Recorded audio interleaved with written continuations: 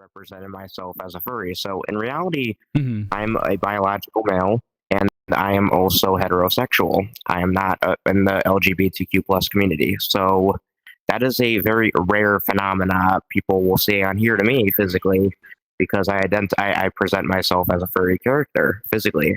This is my way I like to present myself. I wear a modest style clothing. I have all that, calm nature. So then I have to ask myself, am I actually a furry still? Because I don't think I'd ever go to a convention. I don't think I'd ever dress up. It doesn't, I don't think I'd try to act like an animal. It seems just too uncharacteristic of me. So just in my mind, that's why, like, when people ask, like, even if I am a furry, or like, they'll say that I don't feel like I'm a part of it. I feel like I'm not meeting those qualifications to fit that definition. Can I ask what are your qualifications to be a furry? I mean, I think furries are described more as that lifestyle, because, I mean, you've heard of the term LARPer or something, the live action role players. Yeah. That's a very present community on anywhere. It's very smaller, but you'll see people who I've actually seen in person outside of a zoo, because I live next to one of the three of the largest cities in the country. So I went next to a zoo, went out in the field. There were people that were doing live action role play. It was really interesting to watch, but essentially, I came to learn it on here that I think a definition of a furry is someone like dedicates a part of their life to that lifestyle. Like, when there's a convention going, they'll book their tickets to go there. They'll commit the time to go there. They have, like, their persona. They'll adopt those animal attributes to their personality, and then they'll take their time, like, they'll pilgrimage to those conventions. And then, consistently, sometimes with friends outside of that, they'll regularly, sometimes in private, dress up as those animals, because as you realize, those suits are usually very expensive, and you can't really go out many places in public without being very crudely judged. I even noticed that on VR, if I go to, like, some certain club worlds, I have to, like, sometimes shoo large groups of trolls away from friends, because there's no other real way to get rid of them. But then it's just interesting, because that's like a real life discrimination on a virtual platform. It's simulated on there. So it's yeah. In my mind, I think by definition, in furries, they need to be that's like, like, they're such a furry, they're a furry guy, that's their lifestyle, they live for it. Like, well, not like live for it, but that's their passion. Full body wants to fucking kill if I like to express myself like this occasionally, but I wouldn't commit to it, I don't feel like I can call myself that. Right. That makes sense. There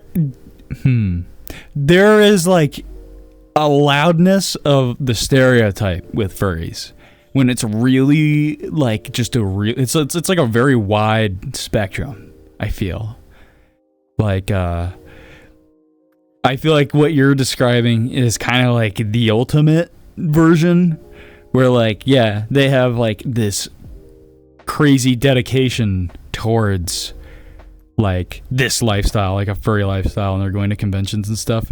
And then there's, like, people who, like, will just appreciate some character thing, and there's no ties to their own personal identity. Yeah, and because often I feel like that question, what makes someone a furry, is different for everyone. Because naturally, because that's a subjective question. And, like, here's a question for you. Hold on, I had a question and then I lost it. No, think about it again. How do you feel about online trolling when it comes to, like, furries or just people in general? And, like, does it make sense? When I say does it make sense, I don't mean, like, is it justifiable that people are doing that? It's more like is there some form of reasoning that makes sense as to why people do that? Well, as I've come to learn on here physically, because I've been present, so throughout my time on other online communities and my growth, like, naturally interpersonally in life, I was put in more mature situations. So having those kinds of things, switching now in adulthood to a more extroverted mindset, a lot of things came together to where I usually was like personally qualified and like willing to take on more leadership roles. So oftentimes in servers or communities that would have games or related things to people, I would like reach up to levels where I was sort of like logistically handling some communities, like organizing events, managing teams of, you know, moderators of people in different places, or doing things at those upper levels. And that's lots of ways. So on here, when I finally migrated on here, and I had like, you know, a circumstance where someone could come up to me and almost like simulate a real life like harassment thing, like, you know, like a comedian, like you wouldn't see it nowadays because that's just physically unacceptable. You won't just go into a coffee shop, walk up to someone and, you know, start screaming the hard R a million times. Everyone's gonna look at you funny, right? Because there are physical consequences, you know, that can happen. Yeah. So on here they know that, and I've come to learn that sometimes it's not even directly related to the furryism at all. This place just makes it, as I come to see that some people who are on here who are more accepting of themselves to represent themselves as a furry character, sometimes that's like that can still be like an insecurity.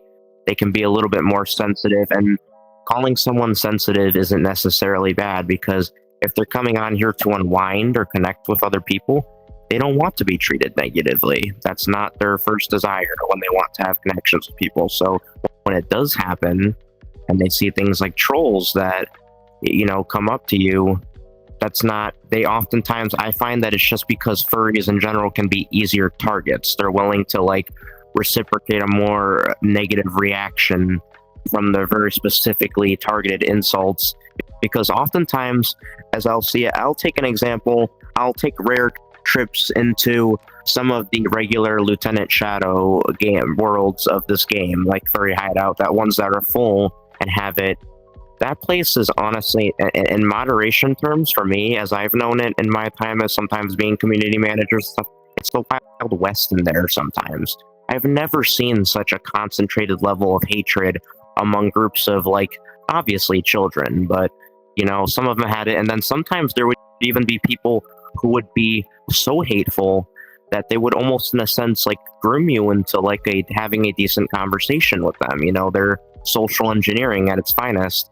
And then after some time would dish out a very mean insult that was curated because of the conversation they had with you. And then all of a sudden, you know, that allows someone to hurt you a little bit extra, and that's what they want. And this is actually the first thing that inspired me to start using press the block button, because if I'm having a conversation with you, and I'll just say, because I see there's people here, let's say there were people standing there, they came closer, and they started like being visually harassing. Most people, you know, that they get bothered, they have to mute them, they have to do something to get distracted.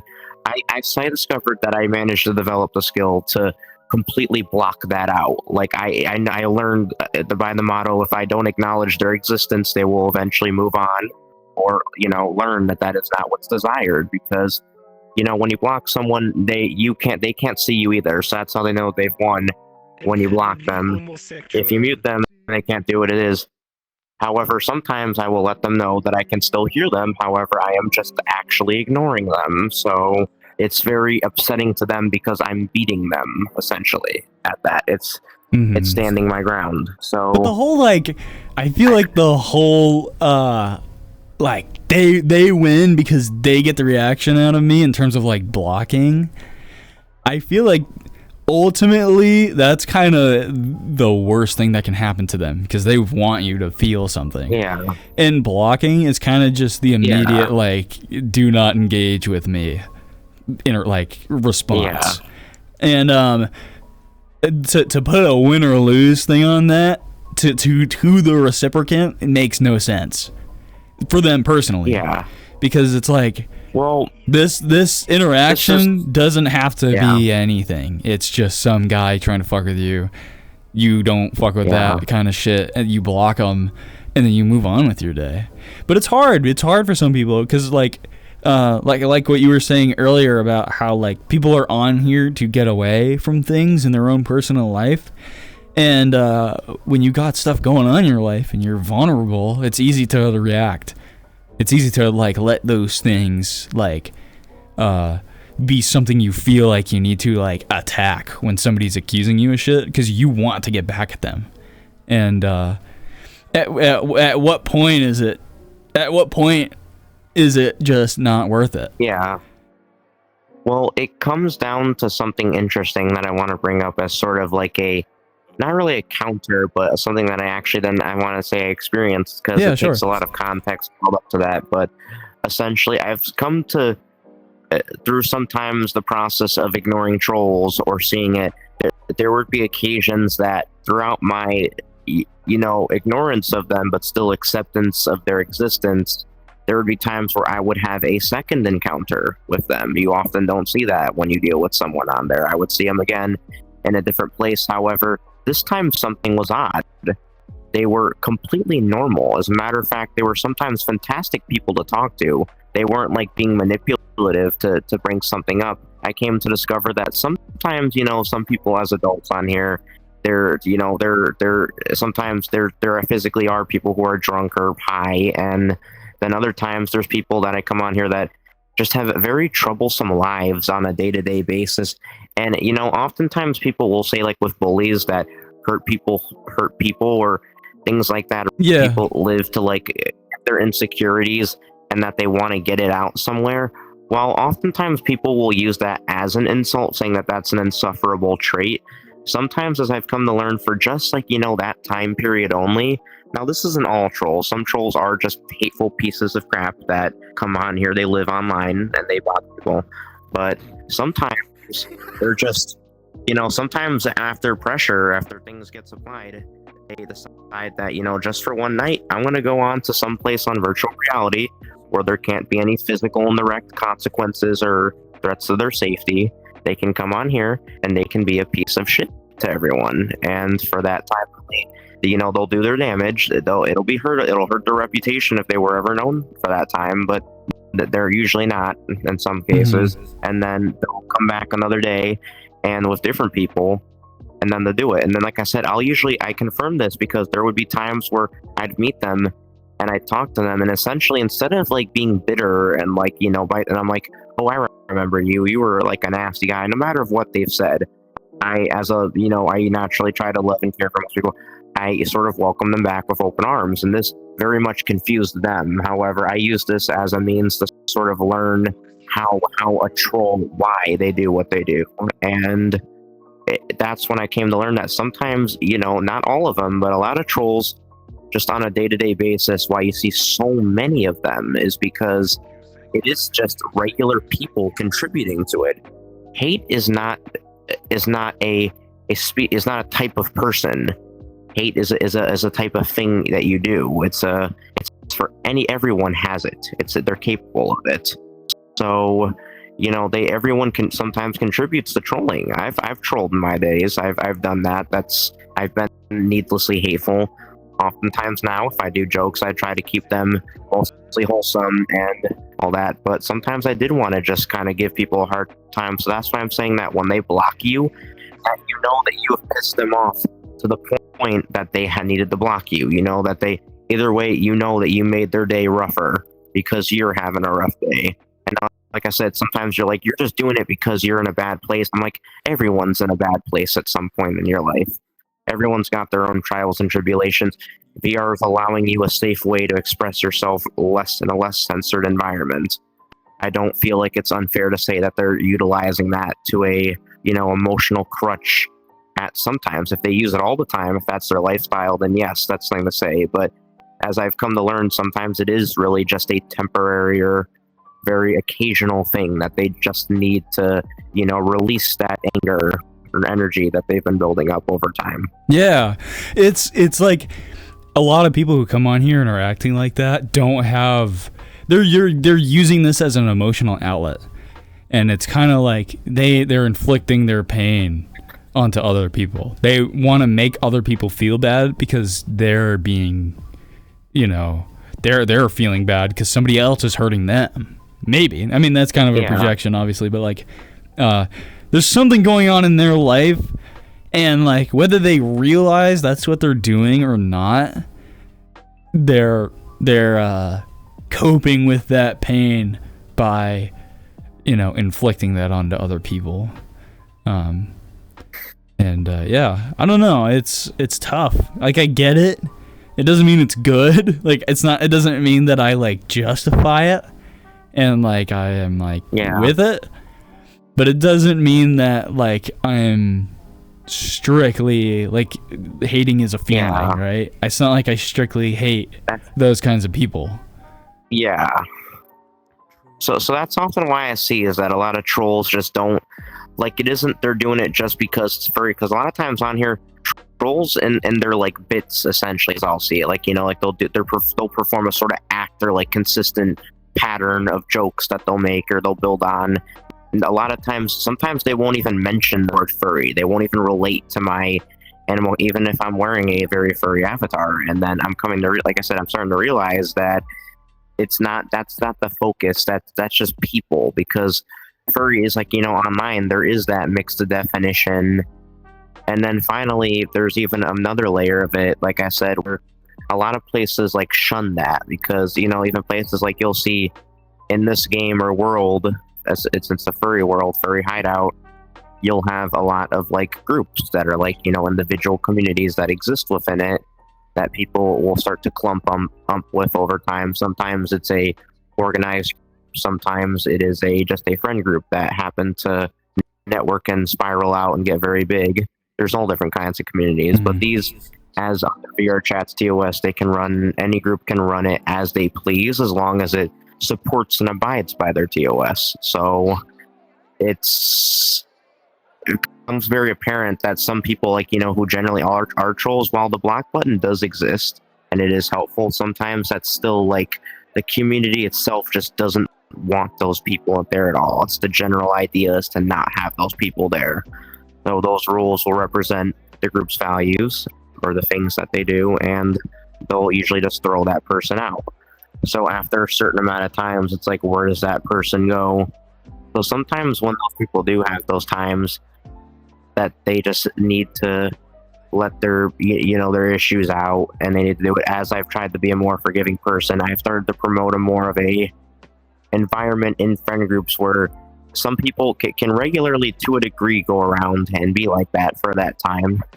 But at the end of the day, they are not allowed to, you know, be fully and like deeply hateful, because as I said before, like even when I went into those ungated like irregular world instances, there are some people on here that will go to very great lengths to figure out what it is, how they can hurt you in the worst way possible, and go by any means to achieve it once you are within it there. So it's there's people who really that's their kick. They like to see, they want to see the world burn, and they'll do any means to see the human suffering. So as me, as a troll person myself, when I had those things there were times that I finally had. Oh, fuck. They popped. Oh no. Fuck, dude. Oh, did they just crash? That's insane. I got a friend request. Fuck, dude. No. Were you trying to get some content? Sure, but I was having a great conversation with him. Fuck, dude. Man, no. Story. I had so many more questions for that guy. Dang it, dude. You're chilling. I know. I hate the whole like I'm trying to get content thing, because like who gives a fuck? This is more like what people genuinely think. Yeah, I'm just trying to yap. Is this probability chat? Yeah, I'm probability chat. Yeah. Probability chat. I'm not probability I'll ask you some chat. questions. What's your favorite color? Like the I'm colorblind, but my favorite color is blue. Oh, thank you. What's your biggest fear? My biggest fear is the abandonment of my family and friends, probably. That's typical, predictable even. What's your occupation, your job? I'm a butcher. Really? That's awesome. That's actually really cool and interesting. Yeah, it's a dude. hardworking job. Yeah. Wow. Are you trying to fuck with me right now, or are you like genuinely asking me Absolutely. questions? No, I'm genuinely impressed. That's good. That's a genuine question. Why would I be trying to mess with you? Is it because of how I look? You never seen a black president before? Oh no, it's your cadence in the worryman. It's just how I talk. That's just how I talk. VR chat trolling, you know. I'm You not can never trolling be on too VR careful. chat. I'm not trolling. Who would do I'm that? genuinely myself, and I'm genuinely me. And you. Okay. I do like your I'm avatar, sure you by the know. way. I think you're the most hideous, ugly creature I've ever seen on this game, but you have a beautiful personality, so I'm willing to look past it. Thank you, brother. Yes. Not everyone can be as beautiful as you, you know. But I think I need to put something on to be able to fit with your style. And this might be a Okay. bit more up your alley.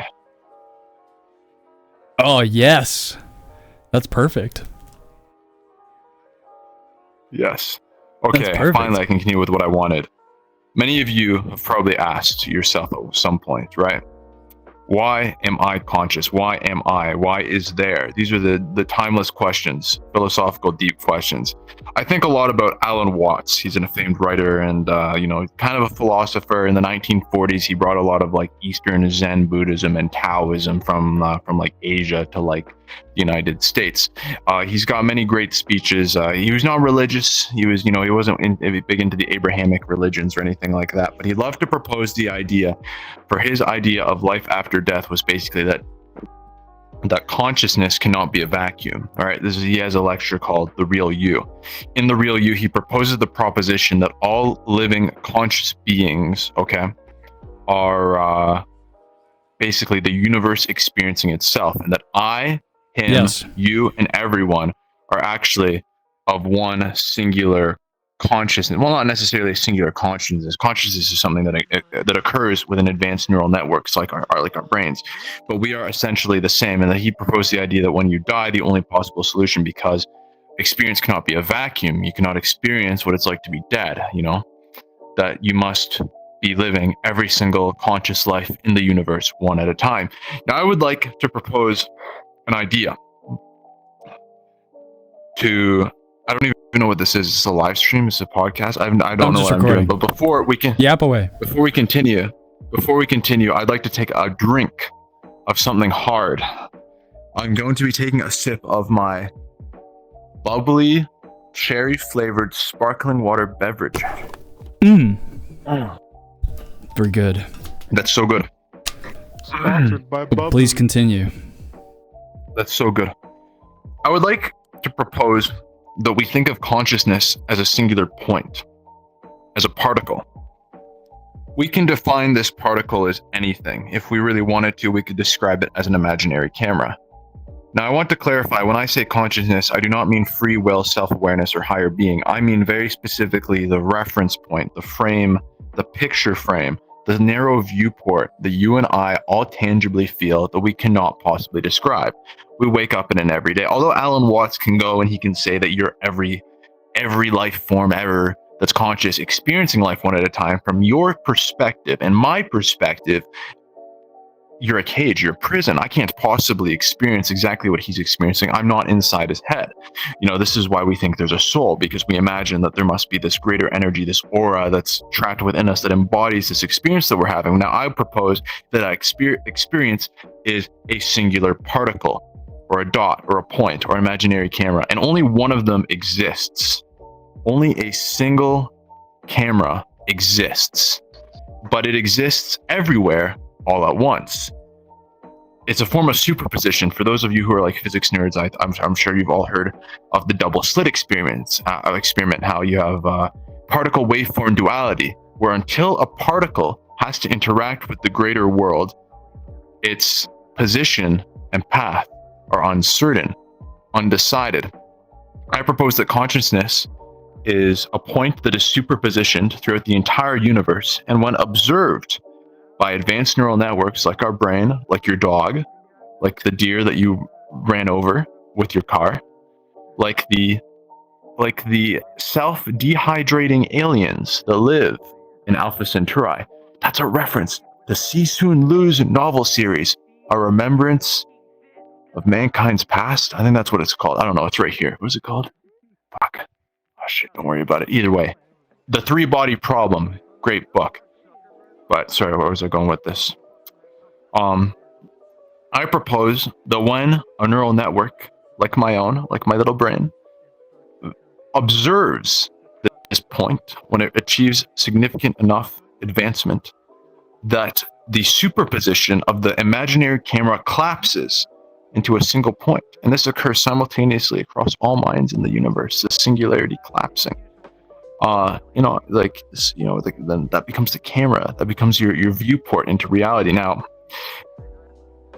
let's take a step back from the sense of self. You probably associate your sense of self with what's inside of your head, with your memories, with your emotion, etc. So comprehending that you're literally everyone is hard to understand because we're so incredibly tied to our egos, which are probably nothing more than, stuff that emerges from biological process. But I'm talking about something far greater. I'm talking about, the actual matter and the essence of your existence, which absolutely does not include the materialization of about consciousness. your love, your emotion.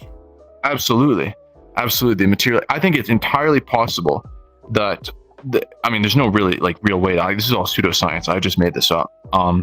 It's entirely possible that consciousness is actually rapidly, at an incredible rate of infinite frame rate, switching between all possible reference points of life. But because what defines you as the individual within the universe is your memory and your emotion, this would still be, end up being somewhat perceived as the illusion of self.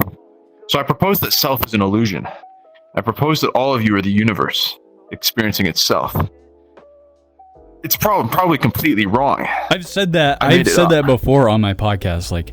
We are the universe experiencing itself.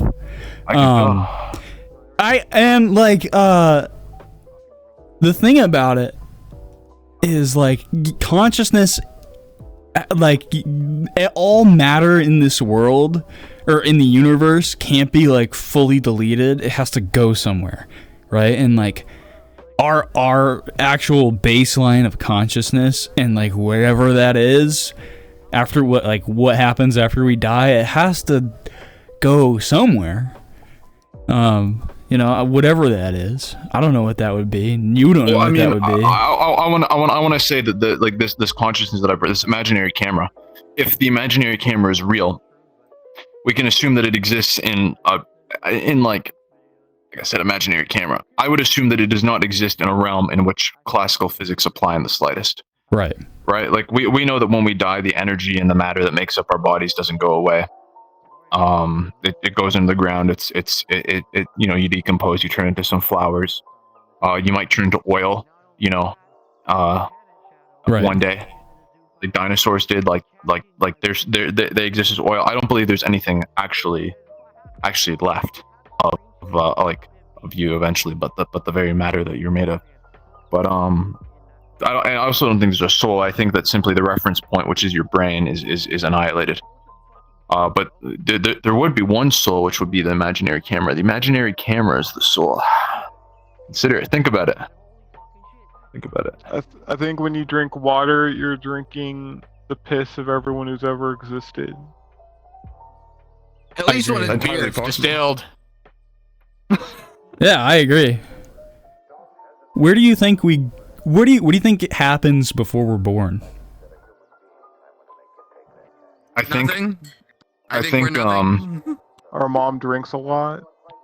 True. I think your mom and your dad have sex. Yeah, that's typically And what I happens. think at Oh, okay, yeah. Sorry, go ahead. are you asking me if I think that the gates of Guth open up and the souls of the unborn rain down onto this earthly realm? Absolutely not. I don't believe in any of that.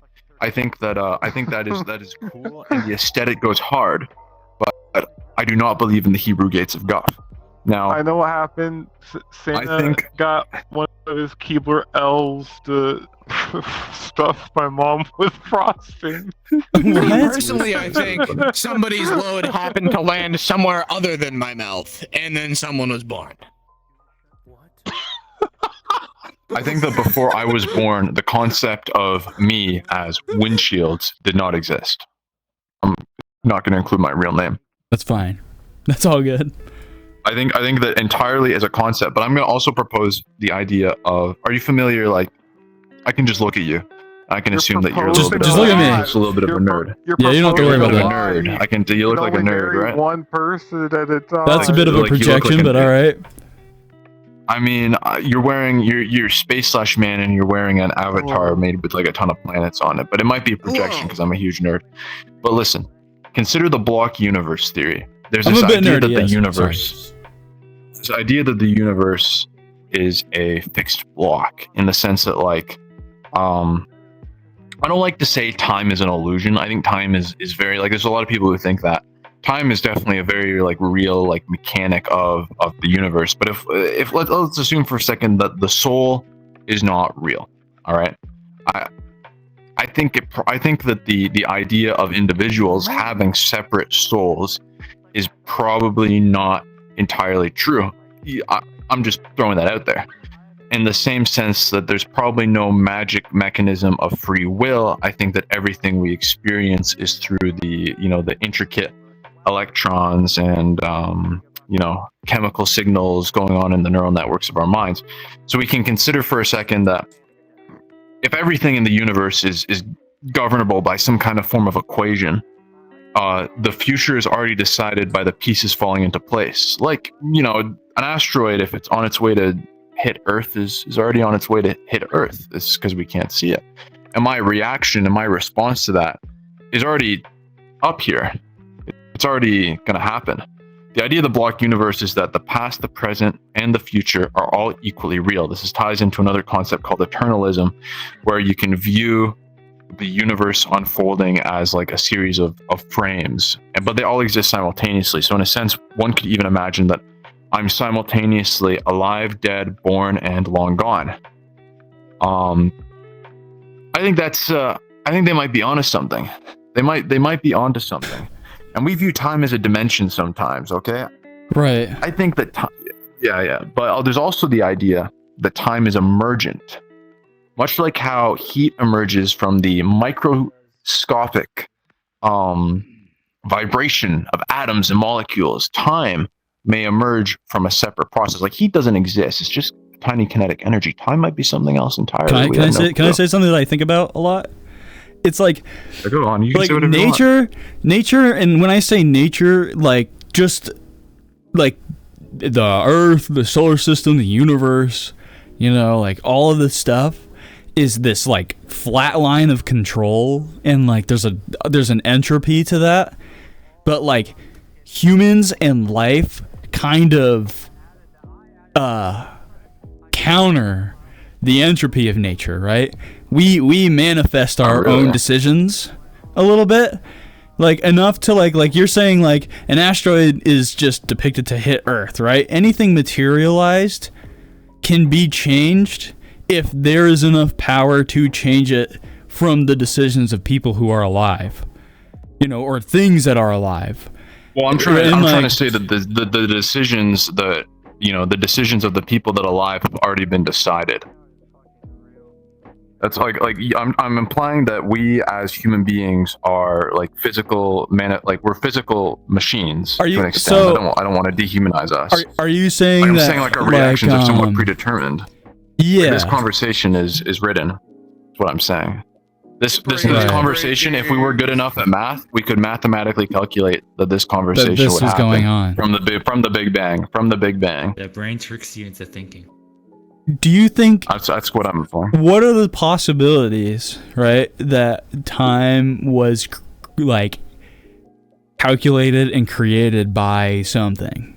I don't know if that makes sense. I think that I know what you mean by that, and I kind of get what you mean. I think the idea that So you're talking about I think as human beings and with our narrow viewport in our reality, we make things, we build things, right? We engineer things, and when we look at the world, because of the way before we started using science and observing the truth, we extrapolated, and we still extrapolate, that there must be a creator, that it must be engineered, that laws require somebody to rewrite them. And I can only imagine that we may have it backwards, that this viewport that we have, this mammalian viewport, is too small, and that the truth about why if Y even applies, it's entirely possible that the mechanism, if there is a mechanism, that the universe runs on, that it may not care about true, false, why, and how. Like, I don't know, it's quantum physics and string theory. It's all really weird. I don't really get any of it. I get like a little bit of it. I'm not a physicist. So I think it like just is. I think. Well, not even that. It's probably just so abstract that we probably wouldn't really get it. I don't know. Oh yeah. It might be complete gobbledygook. It might be complete gobbledygook. You know what I'm saying? We can only like ponder over these kinds of things based off of for now what we have, right? Because we only know what we know when we know it, and like I think it's yeah. I think we're missing something. I think we're missing a key piece. I think right now. Oh yeah. We're like the Neanderthals, which haven't rubbed the two sticks together yet. I have a question for there's you. another fire that we haven't discovered yet. I think there's another fire we haven't discovered yet. Do you think math is flawed?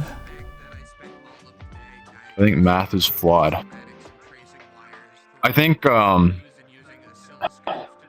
math is flawed. I don't really know how to go with that because I can't think like of course like Newtonian law and Einstein's theory of relativity, which are all just a shit ton of math, which we use as ways of describing reality and like how different things interact. Although like they're certainly not perfect. Like Newton's law, is like Newton's laws and Newton's whole like gravitational theory and all that is like is like it's usable, but it doesn't 100% match reality. That's where like Einstein came in with his relativity, which is also math. I think it's the best tool that we have for describing how everything works, and I can't think of like a better option. I would assume yes, because it's something we made. It's probably in some sense flawed, but it's pretty like it's probably the best thing that we have until we discover something else. But I think that makes sense. That's probably what we'll keep using. I don't know, like what else would you do like with math? What else would you do? What's the alternative? Because like I don't know, I can't like that's like so abstract. Yeah. What that's so abstract. Now you got me thinking. Like it could be beyond math. Right. Like what else? It's really science though. Like I guess our math. Like I'm not the ultimate radicalness of math can't be flawed, but like in terms of how we make sense of math, we just gave it a label. We just gave it a label and we figured out our own way of it.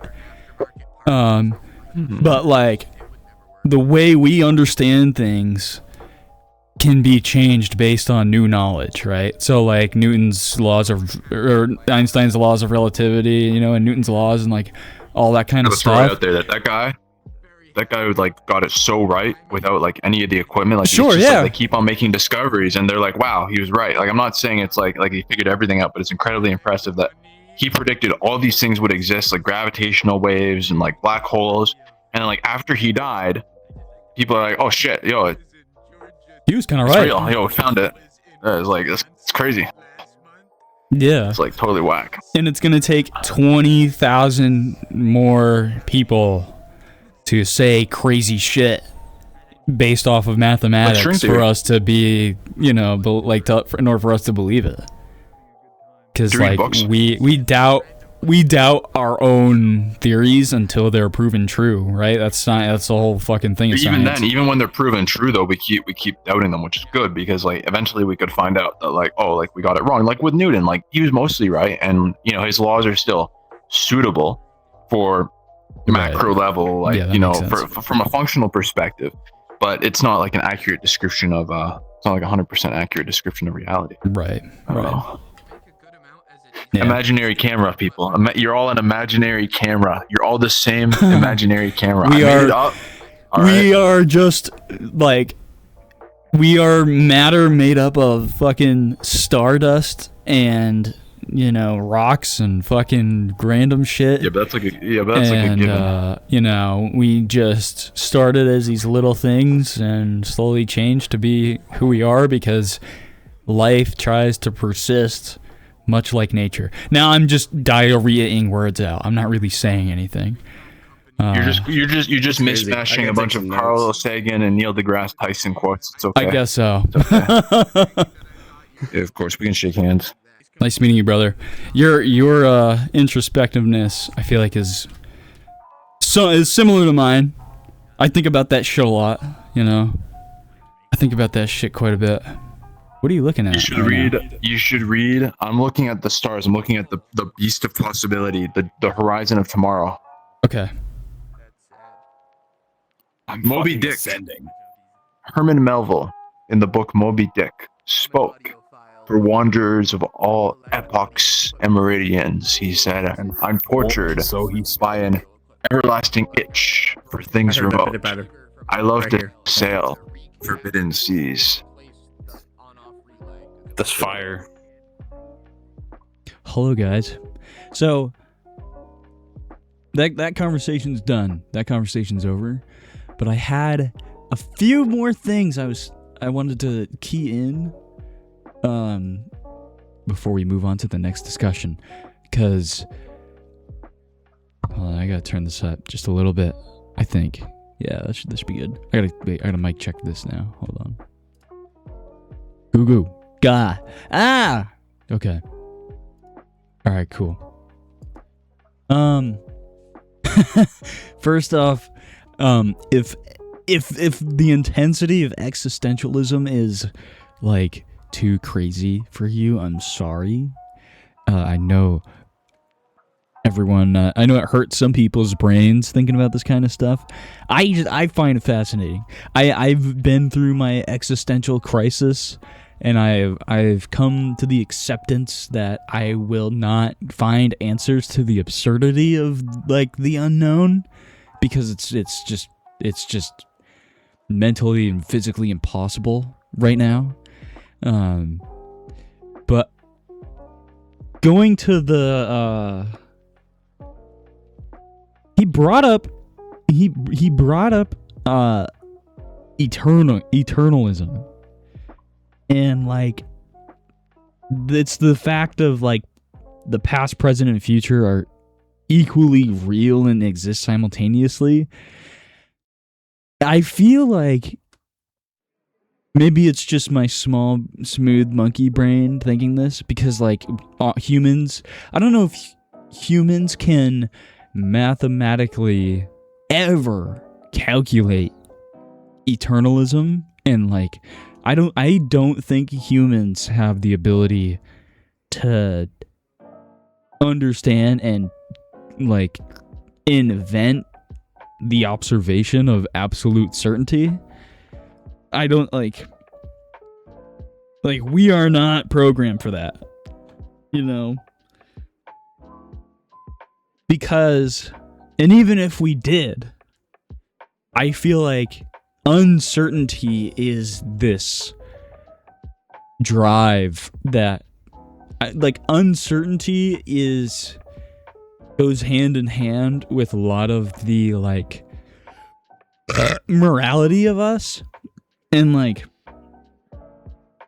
without uncertainty we lose like motivation in a way, because the reason we have motivation is to be in places that we think we can get to.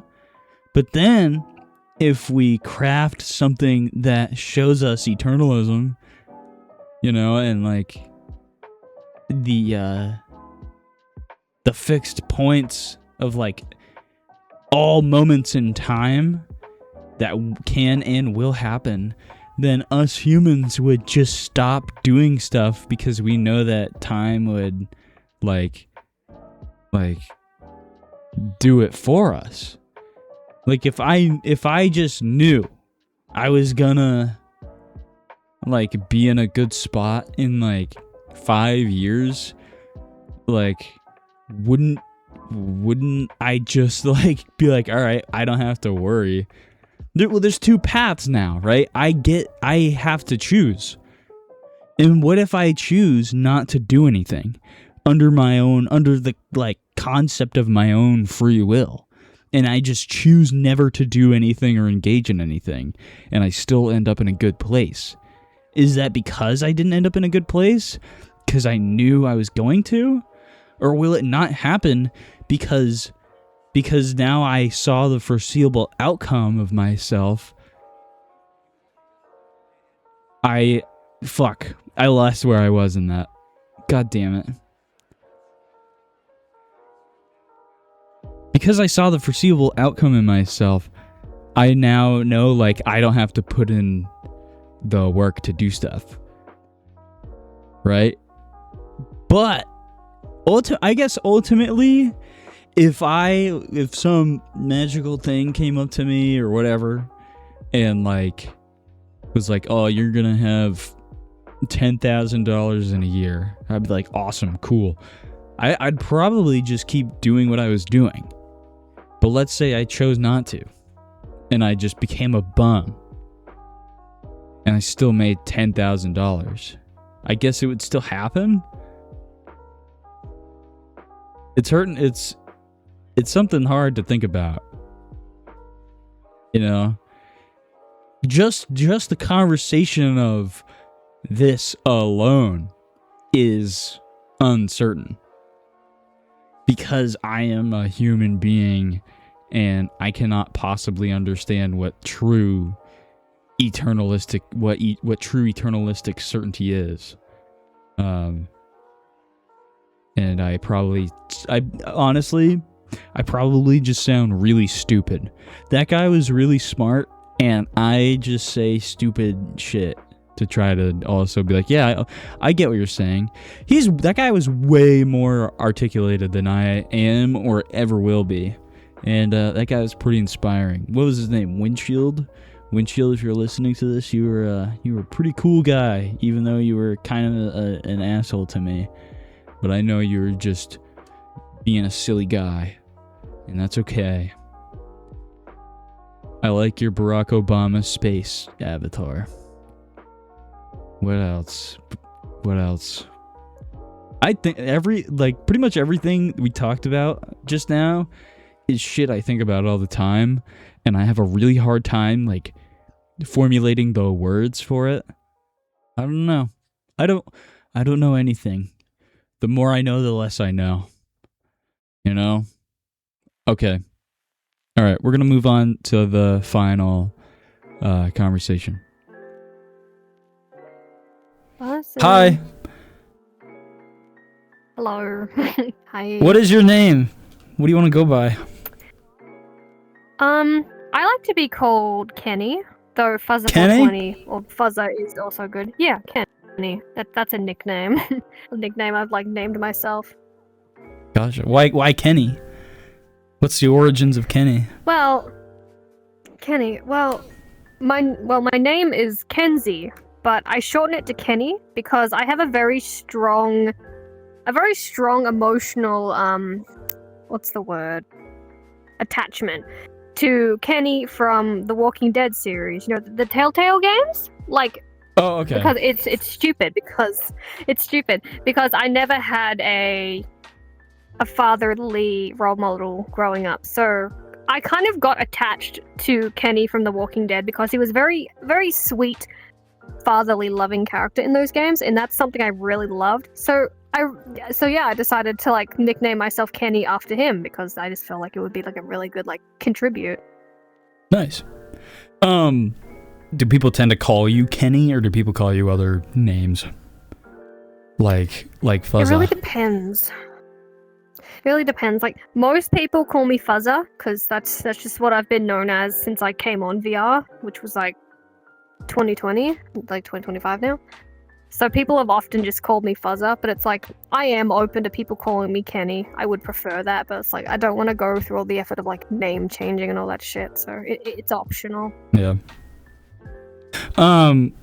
What do you tend to do in VR chat after the past 5 years of playing? It's silly and it's a little bit embarrassing, but when I first There's came no to judgment VR here. chat, okay. Well, when I first came to VR chat, I was drawn to the Sonic community because I'm a big Sonic fan, and I would go to those worlds. And I didn't know this at the time, but people in the Sonic worlds, in the Sonic community, they tend to be in character. They like to do silly voices and be characters, and I thought that was really fucking cool. So I wanted to join in, and then I got quickly absorbed in the community, and that's mainly just what I do. But you know, nowadays I tend to break out of that bubble and go to other places because I don't want to just stay there and be like a hermit, I guess. Yeah, that's fair. Well, besides that, like, you know, where do you find yourself on a regular day in VR chat now? Let me see. Well, I'm gonna be straight with you. In the Sonic community. Oh shit! Okay. There's like a. Well, yeah, because that's my community. That's my home and shit. It's the Apodos world from Sonic Unleashed. It's always fucking populated. There's always people there. But you know how the Sonic community is. There's a lot of kids that run around, and there is a lot of adults that run around. So you imagine that's gonna cause a lot of problems. But yeah, that's mainly where I hang out. But you know, obviously, wherever my friend goes, I go too, because you know I like being around them. Have you built like VR? Would you say VR chat's like your main community, or is this more like kind of just a side thing? Like in your off time, this is what you do. I would say it's my main community because I'm very antisocial in real life, and being here and seeing people dressed in their silly little avatars, it's not as intimidating compared to like talking to a normal person, because I have a lot of trouble making eye contact in real life. But in VR, I don't have to worry about that, so I don't feel under pressure. I don't feel bottled up, if that makes any sense. Yeah. But I have a lot of free time during the day, so this is just mainly what I do to like kill boredom. What is your life like outside of VR chat? Who are you? What's your deal? My deal? Okay, well, life outside of VR chat. I'm a writer, I'm a singer, I'm a voice impressionist, and what was the other one? I don't remember, but it was those. I love taking care of animals, and I take care of my dog a lot. I mainly just animal sit most of the time. I don't really have to go anywhere unless I have to buy dog food or groceries, so I mainly just stay at home and be a hermit, really. Is that like your job? Are you like dog sitting and stuff, or animal sitting? Well, no, it's not my job. It's more of just like a hobby. I don't have a job, mostly because I'm not able to work because I'm on the spectrum, and it's really hard to find working environments that are friendly enough for me to want to stay there, because I get stressed out really easily by loud noises, too many people. It's not a very fun time. So if I were to work, I'd love to work with animals at like the animal shelter, or dog walking, washing animals, just anything animal related. Like, sign me up. But it's just there's not a whole lot of options, really. Do you mind if I ask where you're from? Oh no, that's fine. I'm from Australia, and I live. The state is Victoria. Yes, that's where I live. Is there like if you strive, like, would you consider doing like volunteer work? You know, if given the chance, like if you were to find the right place with the right people, like, could you see yourself like volunteering at like shelters and stuff like that? Oh, definitely. Yeah, I've volunteered in a few places. When I was 16, I volunteered at the animal shelter, cleaning up like cat and dog dookie and cleaning out their little cages. I had no problem with that. Animal germs does not bug me in the slightest. That was a really cool fucking volunteer work, but like since I had high school on top of that, it stressed me out because I had like zero time to myself. But I would love to do it again. It's just I don't really have any means of transportation, because the animal shelter is like over one side of the town, and where I live is like way on the fucking other side. So unless I want to walk, it's gonna take like maybe 2 hours to fucking walk there. Oh shit. Okay, I yeah. don't do that. Dang. Yeah. You don't have It like sucks. you don't have someone that can like give you a ride? I do. I have my grandmother, and I guess I could take the public bus, but I don't think the public bus would like go exactly where I need to go. And Right. my grandmother isn't home most of the time. She's often Okay. out doing her own volunteer work. So, yeah, again, I don't really have a lot of options. Yeah. Do you like still know people from the shelter at all? No, sadly, No. no. The only person that I do know is like one friend that stayed with me like after high school, but that's it, really. No one else. Gotcha. Dang, dude. Is there any like? I mean, given like, I guess my ultimate question to you right now is like, given the opportunity. Well, I think I just asked that. Did I just ask that? Like, if you had the opportunity to work there again, would you? I feel like I just asked that. I did. Yeah, you did. Like, yeah, You know, definitely. I If definitely I have had the dementia. opportunity to work there. No, you're fine. If I definitely had the option to go volunteer there again, and I had the means of transportation, I would definitely. I mean, not a dude. doubt. Like, Yeah. I'd even volunteer at like the vet if I could. Just anything with animals. Is there stuff like closer that you'd be willing to like give a shot? Is there anywhere like walking distance? Sadly, not really. No. Because I'm in like there's my town, and then I live a little bit away from the town. It's like in like a little side village, if that makes any sense. And the only Yeah. places that are in this little side village, it's like a shopping center with a few other little shops, and that's it, really. It's Yeah. not fun. I wonder if you could do like, and if the people that you live with are okay with it, I wonder if you could do like people, like if you had like a service where like you could bring pets to your place for like a weekend or a week or something, and then you take care of their pet. That way, they come to you. You don't have to go anywhere, and you make money just like taking care of somebody's pet. You know? I would love that. That'd be really good. But It just sucks because like sadly, my the only. grandmother isn't. Oh wait, sorry. Go ahead. Go on, sorry. It's okay. I was gonna say, I would love the idea of that, but my grandmother would not allow it, sadly. That would have to be something I'd do and set up when I live independently one day, which I'm on the road to doing that Mhm. sometime. What's that road look like? What's your plans for that? I really don't know, because I'm gonna be perfectly honest with you. I was never raised to do things independently. Everyone through my life had to hold my hand, so now being an adult, it's really difficult for me to just adult and figure shit out, because I just don't understand. It doesn't register. So unless someone's there to hold my hand and tell me what I have to do, how to do it, when to do it, I can't. I physically cannot function. It really sucks.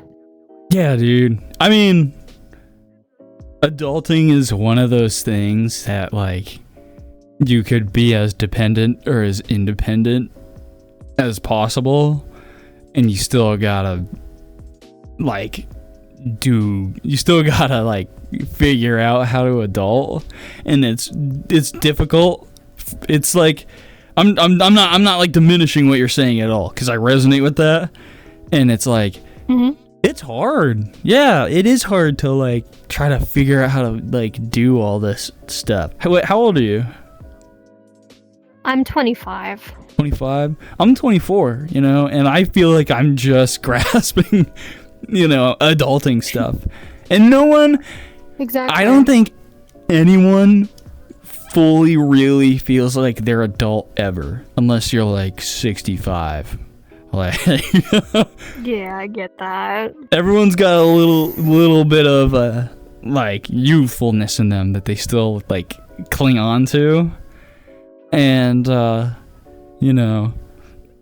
hardest part with figuring stuff out is just fucking doing it and like trying, because your only experiences are based off of the choices you make, and you don't know what there's a saying I like, and it's you don't know what you know until you know it, or you only know what you know when you know it. And part of that journey is like doing the processes and jumping through the loops to figure what that thing is, to figure out what that thing is. And it's hard, man. Yeah.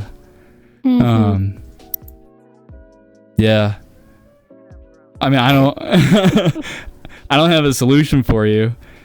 But no, like, it's fine. It's just the best I can do is just ask my mother to help me and but teach you're me here, things. And like, eventually I'll remember. you're here talking to me right now, and like you're holding the conversation, you know? Like I think you're chill. I think you're like it's not like I'm like trying to like get information out of you or like something to try to like make conversation. Like you're here just chilling, chat with me, you know?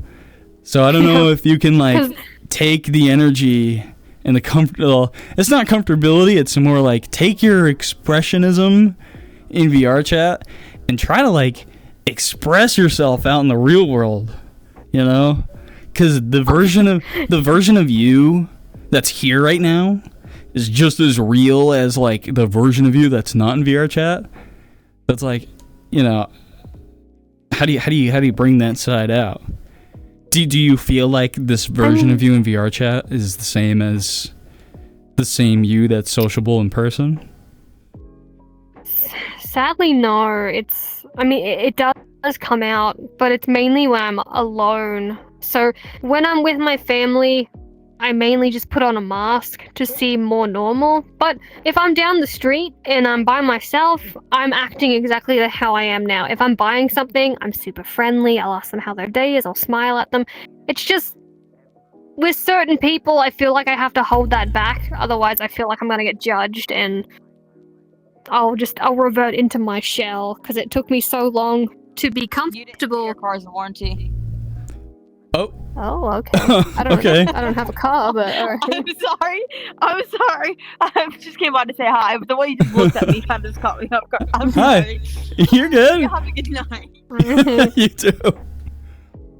That's crazy. Goodness, have to cut that out, huh? Yeah, it was crazy, huh? We'll leave it in. I don't care. Okay, let me see. What was I saying? I don't remember what I was saying. You're talking about how like I asked you like if the sociable version of you in VR chat is the same as like out in the real world.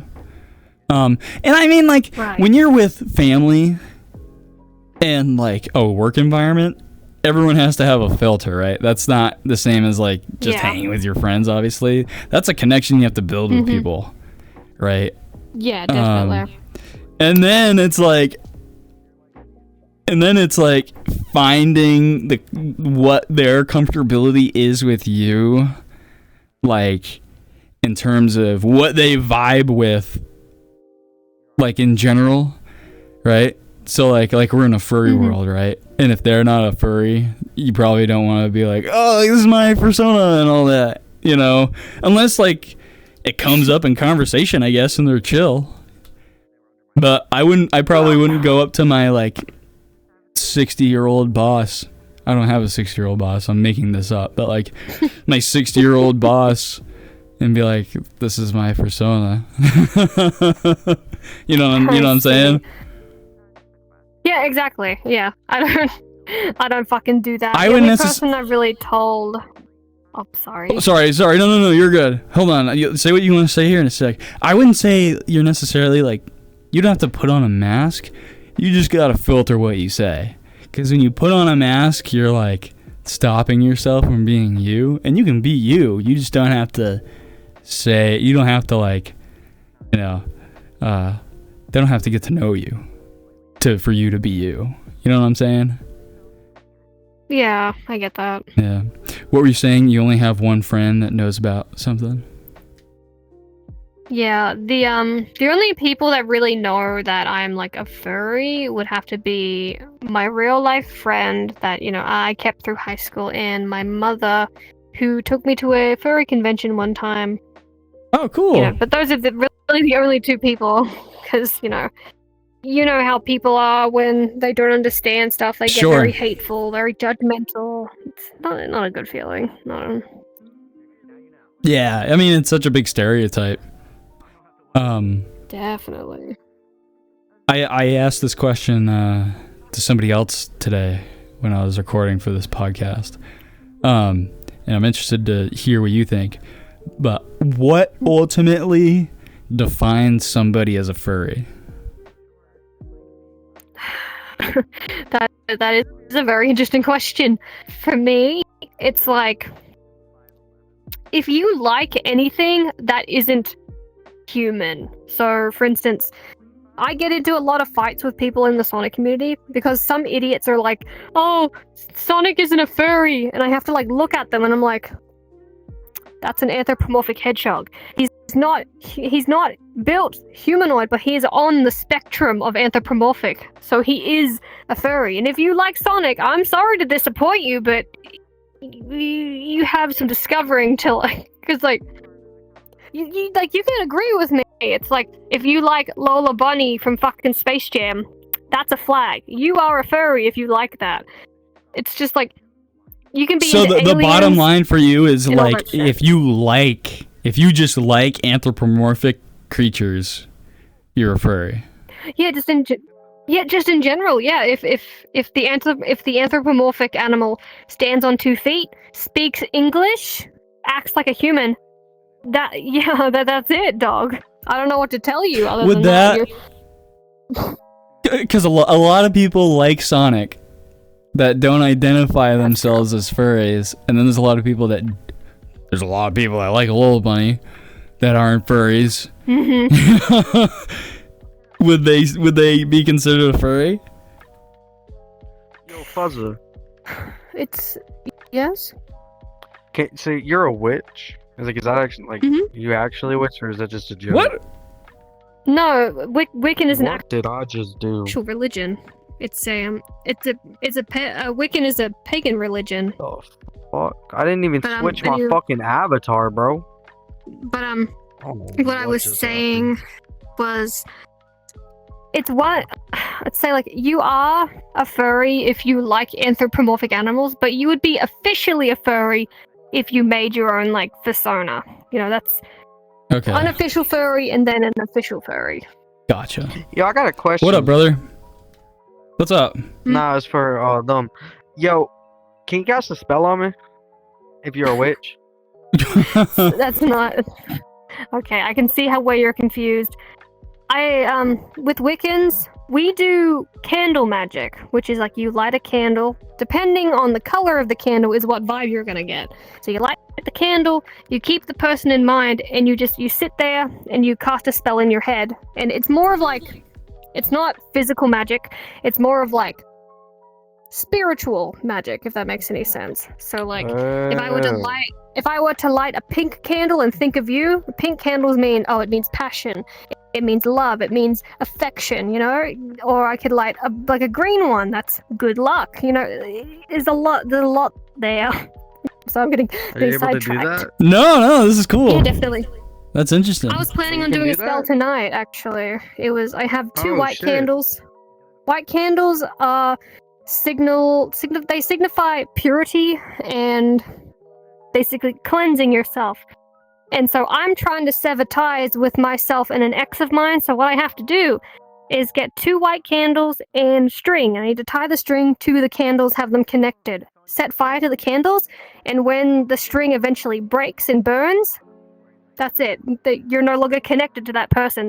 They're gone. They're out of here, out of your life. It's just to make sure they don't fucking come back. Because you can block someone, but if you want to make sure they stay away, you do that. There's a lot of factors that go into it. You do how do you get someone, instead of getting them to stay away, how do you get them to come back? There's a spell for that too. It's quite simple, really.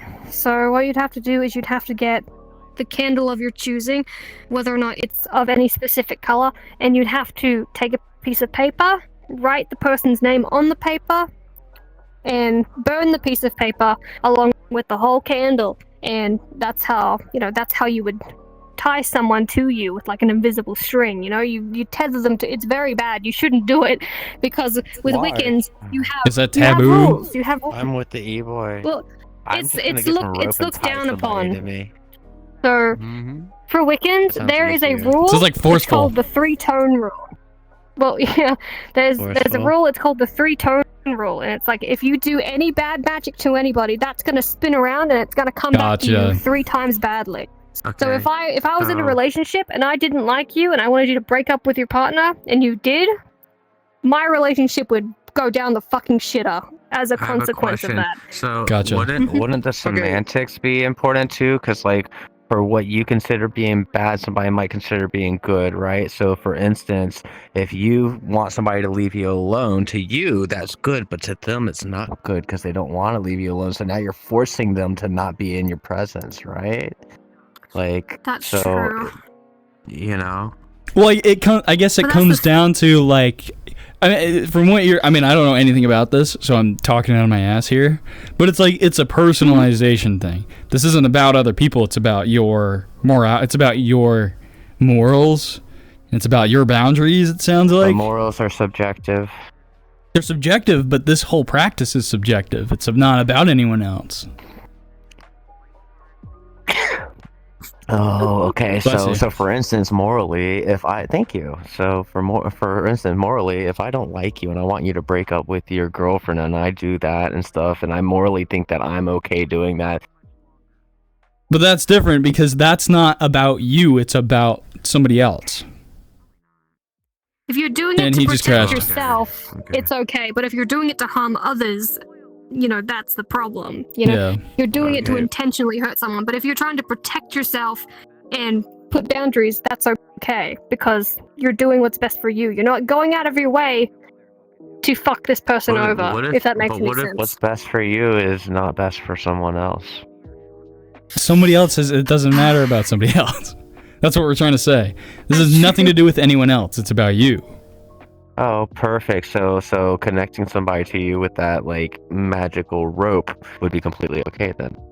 Well, This no, guy's you have to fucking ask with for you. consent. This You can't guy's just fucking do with it. you. I'd have to go He's up. fucking with you. Oh, okay. No, I'm No, I'm not. Yeah, you're going in loops, brother. You're going in loops. To because you answer your said you said question- it has nothing to do with anybody else, and so like, okay, cool. So if it's all about you and benefiting yourself, then it doesn't matter if it affects somebody else negatively. Well, it does. I'm saying Well, you gotta. You can't inflict. You can't inflict the spells with any relation to anybody else. You know, it's about your own personal mentality. Gotcha. So So you including shouldn't any do kind any of spells to make somebody leave you alone, right? Manifestation, any kind of manifestation with somebody else is like taboo, I think is what you're saying. Yeah. Hey, by the way, I'm recording for a podcast right now. And I Oh, usually yeah? do like one-on-one conversations. Oh, But sorry. I'll leave.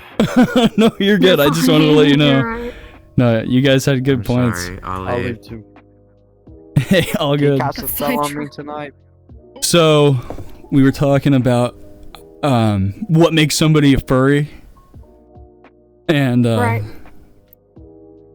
and you can like somebody can, I think you said like if somebody likes anthropomorphic stuff, that ultimately makes them a furry. Do you and then I guess I kind of countered it and I was like, well, you can like it, but it doesn't mean you are one. It's more of like you're okay. So if you get on the train, you're a furry. But if you like it, you're standing on the train tracks, but you're You not got on one the train step itself. in. Yeah, you're getting there, but you're not there fully. If that's sorry, it's like confusing. No, I get what you're saying. No, you're good. Yeah. You got like 1 foot in the door, pretty much. You know, and like, Yeah. because it fits into the category. Mm-hmm. Yeah. No, I agree with that. Yeah. Like, I do think because Sonic is an anthropomorphic character, that technically makes him a kind of furry. But I don't think the creator of Sonic was like, I'm making Sonic a fucking furry. He was just like, I don't think that occupied his brain. Same with Lola Bunny, I guess. But Yeah, that's true. like, it's definitely like a subculture that became like more influenced and popular, and now it's like, all right, any of these anthropomorphic characters also fit that subculture, which I agree with that. I think that makes sense. Yeah. Yeah. I'm interested now in... I'm pretty much keeping all of that in, those guys that came up to us. I like the questions they asked you. Fine. I didn't even... That's something crazy. So you do like... That guy asked you if you're a witch. Do you consider yourself a witch? Or is that like... You said it was like Wiccan practice or something like that. Yeah. And please excuse my ignorance. No, you're fine. I'm very dumb. So what it is, it's called Wiccan or Wicca. Wicca is the more professional term. It's a more female-dominated religion. It stems back to an old pagan religion, and there's practices you can do. It's very optional. So, in pagan religion, specifically Wiccan, you have two gods. You have the god of the sun, and you have the triple moon goddess. And the triple moon goddess is contributing to three stages of a female's life.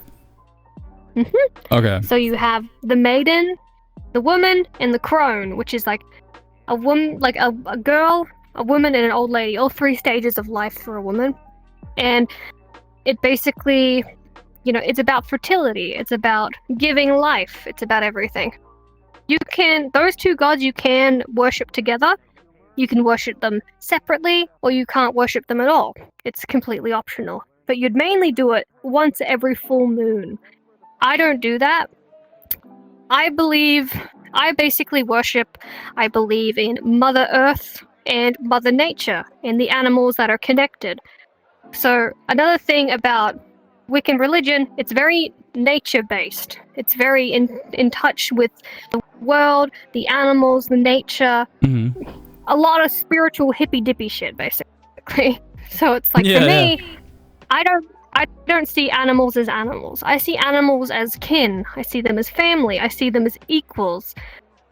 And because of that, I don't really associate myself with people. I'd rather be with animals because they understand more. And I'm very psychically connected to my own dog because my dog is special needs. She's deaf. She was blind at some point, but I helped her out with that, and she's fine. She's mostly deaf. And we can tell... We have like a very weird connection to where we know what each other is thinking through body language and the way she looks at me, the way she barks at me. I can tell what she wants because I've known her for 5 years. It just comes and goes. But I'm sorry, I'm babbling. Is there any like specific questions you want me to like answer?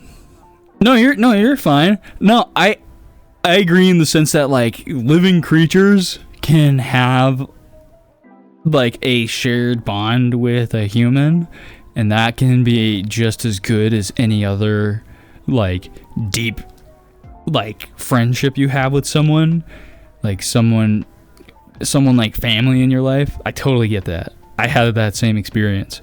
Yeah, and like why not? Why, like who's to say you can't have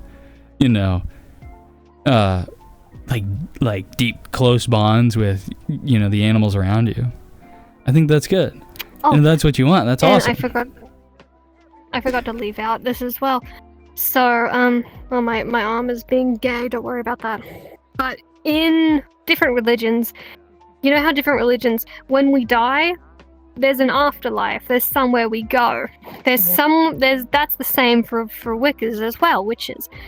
For us, we believe in reincarnation. We come back as animals, or we might come back as physical objects, trees, or rocks, or anything, really, anything that's technically alive, And you can kind of choose what you want to be if you do good in life, because you have to be a good witch. Can I ask you a question? Oh, yes, sorry, yeah, of course. What do you wish to be after you die? That's a question. I'd say a crow, basically, a bird, so then I wouldn't have to worry. I'd just open my wings and I'd go wherever the fuck I want, and nobody would be able to stop me. It'd be a wonderful life. Crows just to not like be tethered. shiny stuff. You know, this crow could also Crows. like, you could be a crow and still like candles and bring candles to other witches. Exactly. There you go. And crows are very wonderful creatures. They can memorize your face for the rest of their lives. They can mimic voices. They're very intelligent. They mate for life. Dude, They I wanna- they do a I lot want to of befriend stuff. a crow so bad. I want to like keep giving it Mhm. quarters or something, and then it'll like, I don't work too far from where I live, so I'll like go to work, and then on lunch break, like he just hangs out and waits. You know, I give him a worm or something. I'd love that. Exactly, and those crows, they will remember you for the rest of their life. Have And you if befriended you fuck that crows? crow over, I have actually. I have a whole like, I wouldn't say a whole flock, but like a fair few amount of them actually. They come to me probably every morning, so I feed them. That's I give fucking them, like, awesome. And they're like your homies, there's, like like- they're your friends. Yeah, I was like 5 of them actually. They come and visit me every day. Sometimes I love that. different sections of the day. Yeah, I have names for all of them as well, and they can remember their names. They'll come to you Real if you say quick, their name. what are They're their very names? beautiful. Let's see. We have Pudgy. We have Penumbra. We have Jonathan. We have Lucifer, and we have Mary. Very beautiful animals. Nice. I And love that. an interesting fact about crows is that depending on what stage of life they're at, their eyes actually change color. And I thought that was really interesting. Huh. Yeah, their eyes change color. Yeah. So if you see a crow with golden eyes, that's an adolescent crow. But if a crow has white eyes, that's an adult. It's very interesting. Very, very interesting. Yeah. It is cool. I want to ask you, how does this practice come into your life? Like where you know, what role does this play in your life? It has a big part of my life. The way you would traditionally become a witch is you'd have to get blessed by a witch inside a coven. A coven of witches, it's like, well, you can imagine what a coven of witches is. It's like a pack of wolves, a Sure, flock yeah. of animal, like a flock. Yeah, so a coven of witches in their own little doodah, they'd basically initiate you. They'd go through this whole practice, and once it's finished, you're officially a witch. But that is optional, because not everyone has access to all of that. Have you done that? And there's other things as well. I wish I could, but I couldn't, because I live in a small, shitty town. But I do what I can to be a traditional witch. As much as I can anyways, because traditional Wiccans, they're vegetarian. They don't eat meat out of respect for the earth and respect for the animals. I was vegetarian, but due to health reasons, I had to start eating meat. So I'm a polotarian, which means I only specifically eat chicken, because chicken has the vitamins that I need, so I don't True. suffer from permanent nerve damage or, die. Yeah. It sucks. Yeah. But, and it was awful to go through that.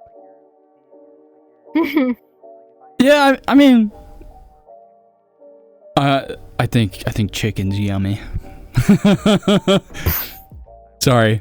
Oh, reluctantly. No, it's fine. It's okay. I feel like it's one of those things where, like, if it wasn't nutritional for us, then we shouldn't be eating it, And it does suck because, like, especially, like, and I totally get where you're coming from. Like, this is a life that's, being butchered so that we get to live. And, like, what kind of life is that? That sucks, So I totally get that, But I mean, things get eaten all the time. We just maliciously murder them. I'm not making this any better. I'm sorry. No, you're fine. I understand. It's the circle of life. It's just it's just a shame that the animals don't die naturally, you know, Sure, yeah. because we don't need to hunt anymore. So I can see why vegans and vegetarians would get triggered when you say Yeah. you eat animals, In, because yeah, those in animals are industrialism, going we through don't. literal fucking hell. I think Mhm. I think some guy 300 miles away from Anchorage, Alaska, probably needs to hunt to live. You know. But yeah, no, I get what you're saying. Yeah. I want to circle back to the candles really quick, and I think we'll wrap up our discussion there.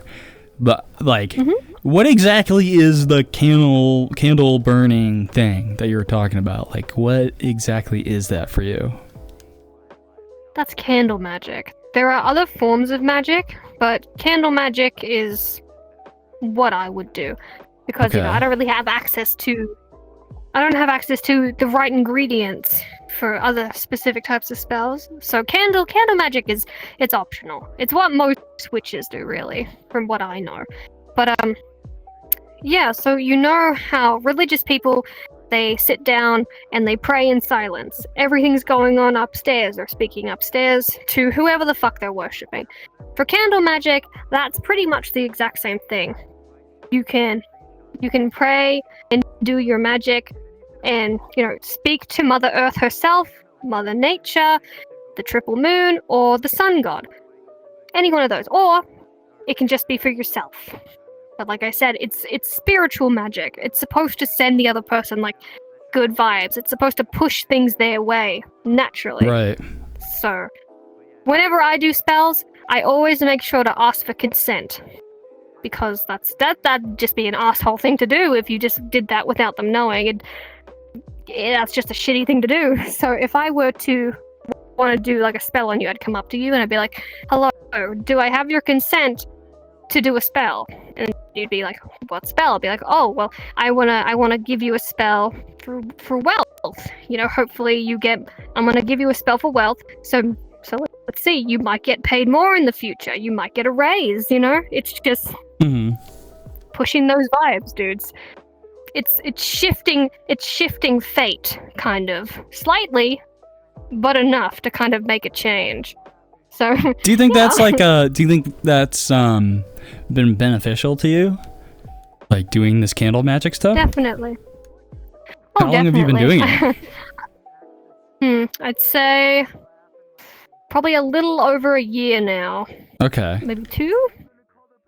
In 2 the years. past like 2 years ish, do you notice like a difference in your life? Oh, definitely. It's very weird. It's very, very weird. So, and for a fact that I know all of this is real, is because a witch actually came into our house one time and confirmed that there were ghosts in the house. And I know a fact that there are ghosts in the house because my grandmother has a collection of porcelain dolls. All of the dolls face forward. We don't touch the fucking dolls, but some of them, they turn every now and again and they face other directions. It's really fucking weird, but it's okay because they're friendly. They're friendly ghosts. We're not in danger or anything, Poltergeists. so if I don't step on their feet, you know, they won't step on mine. We're all respectful of the dead here. My dog's trying to get my attention. Sorry, she's like pouring at me. Well, hey, I don't want to keep you here any longer. If you gotta do your thing, go do your thing. But it was nice chatting with you. Thank you very much. Kenny? Oh yes, definitely. Was I that had a your very name? nice time. Yes, Kenny. Gotcha. Kenny, yeah. I wish you the best. I really hope you can manifest some career, whether you're like a dog trainer or something with animals. Because you seem to have a deep love for that. And that'd be cool to see you, get into that kind of field. Definitely. It's been very nice talking to you, but I sadly have to go. One of my friends has been blowing. Is there any blowing my last? fingers up. Yes? Is there any last words you'd like to say for like the 2.8 people that listen to this podcast? Let me see.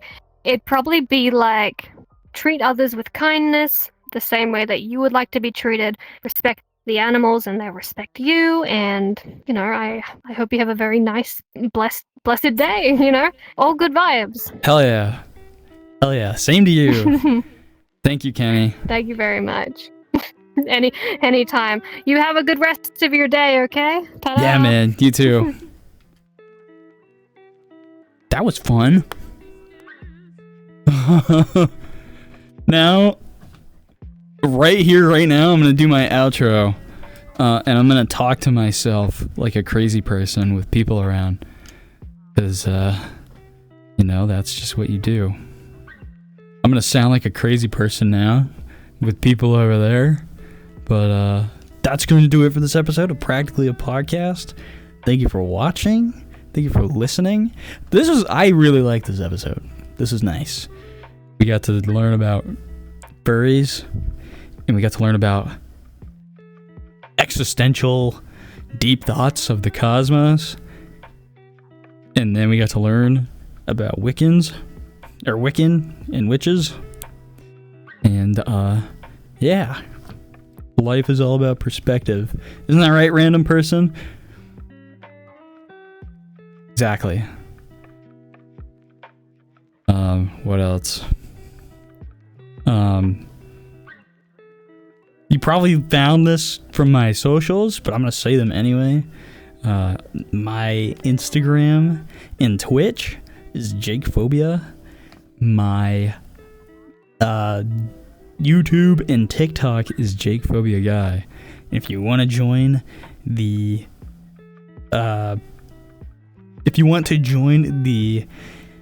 Practically a Podcast VR chat group, you can type in the code ERCPOD.3644, or you can just search up Practically a Podcast, specifically in the VR chat group search bar. All right, I think that's it. I think we covered it all. All right, bye.